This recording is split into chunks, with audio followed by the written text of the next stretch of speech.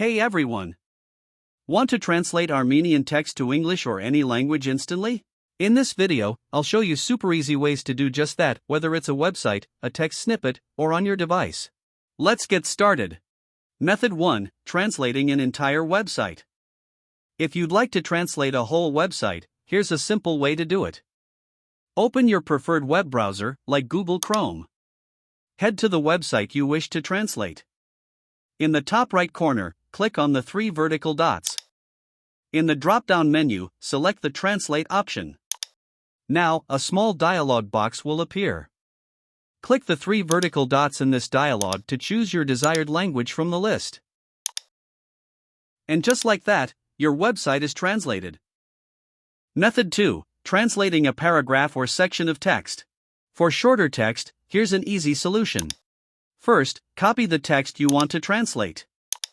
Open your web browser on either your mobile or desktop and go to translate.google.com. The link is also in the description. Once you're on Google Translate, paste your copied text into the box on the left. In the right box, use the drop-down menu to select your preferred language. Your text will be instantly translated, and you can simply copy the translated text for your use. Method 3. Changing the language of your device. If you'd like to change the language of your entire device to English or any other language, open Settings on your device. It's usually represented by a gear icon. Scroll down to find System or Time and Language, and select Language and Region. Tap Add a Language and select English, or your language of choice, from the list. After selecting your language, click the Next button.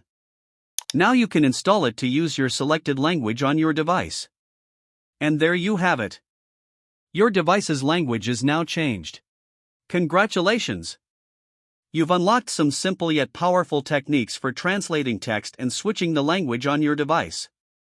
If you found this video helpful, don't forget to like, subscribe, and hit that bell icon for even more tips and tutorials.